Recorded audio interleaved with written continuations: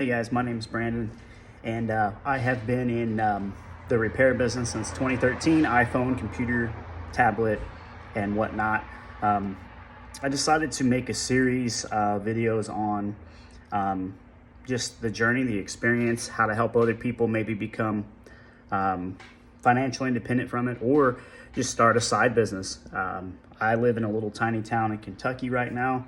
And I do it out of my garage at the moment. I had shops in the Indianapolis area, actually in a town called Zionsville, and I had financial interest in another one in Indianapolis. And I've been in the repair business, like I said, since 2013. It is a really good business. It's something I love. The margins on repairs are still really good despite what everyone tells you. Shop owners can complain all they want, but the margins for repairs are good. I don't gouge prices, and I can do kind of slim because I do it from home right now. It's harder in a big city to do it from home. I live in a town of about 3,000 people. The county is about 18,000, and I'm one of the only shops around. So, and I've been doing that a long time. People trust me. People know that the work is quality. The parts are good. My reviews are exceptional online. But I wanted to go over just like the barrier to entry, pitfalls, things like that. And that's kind of what this channel is going to be about. Things and tools that you're going to need to get started, the kind of money that you can make depending on what kind of screens you use, etc. You know, the tricks, tips on buying and selling phones, just all kinds of different things that you're going to need for your shop to start, what startup costs are going to look like, what you need for equipment. It's really one of the lower entries for a business with the best rewards. I personally made over 6 figures in profits every single year, except for the first year, which I started in August of 2013.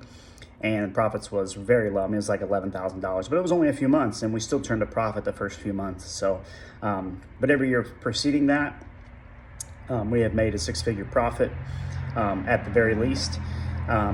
Some years a little more, some years a little less. You know how that goes, and just how to get started in the business, what you need, different things. So, if you guys have questions, definitely link them below. I'm going to put some links for some products that you are definitely going to want to get started. Some really inexpensive stuff it's really a good deal. And I'll go over some equipment here in detail. Okay, so pardon the mess on the desk here. This is actually a phone I sold. I would highly recommend starting out with just a basic, tool set here. This is probably every screwdriver you're going to need for phones, computers, iPads, stuff like that. Even MacBooks. Some MacBooks have a different type, and some Motorola's have like a different type. But depending on the area you're in, I don't see a lot of Motorola. I do see some MacBooks. I don't see a lot of Motorola phones, mainly iPhones and Samsung. I do a lot of those. So that there, an opening tool. This is one of the best. I mean, it's been around forever. To get phones opened up, that's one of the best. These little black spudger tools to go around the edges. Something like this is really helpful to get back glass off of iPhones. It's nice, for a lot of different things, to scrape off things, do different things. I've got a couple of them, a couple different ones. This is like a metal opening tool, and it is really nice. I've used this for a while. I have a couple of those, and all these things are very inexpensive. You're gonna need isopropanol. This is to clean like boards if they have liquid. It also helps clean out speakers. It also helps get batteries out of iPhones and dissolves the glue. Not dissolves it, but makes it easier to get like batteries out for battery changes and whatnot. Highly recommend this guy. It's a Wagner heat gun, very inexpensive. I've had this thing I think this is the original one I bought like 10 years ago. Literally, that's how long these things last. Buy it once, you never have to buy it again probably. This mat is very old, as you can see. I probably need to get a new one, but this is a magnetic mat. So when you are taking phones apart, boom, you can take that there and your screws don't come off, so you don't get them all over the place. The glue here is to help glue back glass back on once you get it off. This stuff's really good.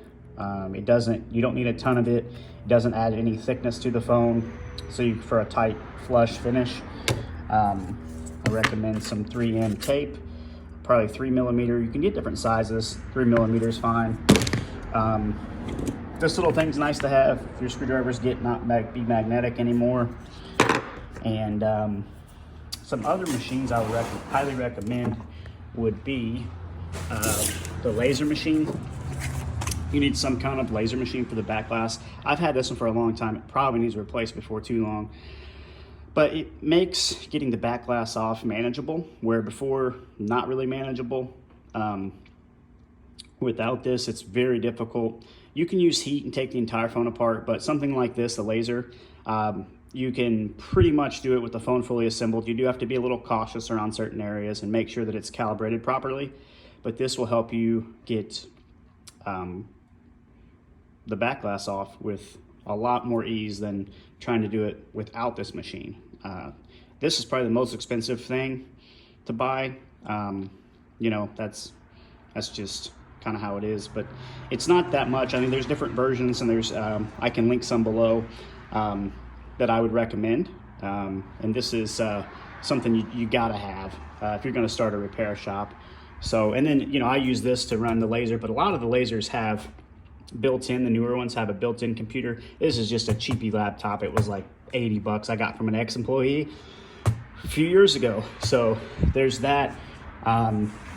That's most of what I would say I use on a daily basis. I mean, this stuff, I do have a toolkit down there, and some parts, but this will get you into any phone pretty much that you would ever see. I don't even use this glue anymore. This stuff is far superior, like I said. Yeah, if you guys have any questions, comments down below. I'll go over margins and whatnot in a later video. Repairs, kind of how that works. Maybe where to source your inventory from, things like that. Barriers to entry, pitfalls, things to watch out for. Let me know if you guys have any questions, comments, and I'll give you a tour at some point as well of the shop.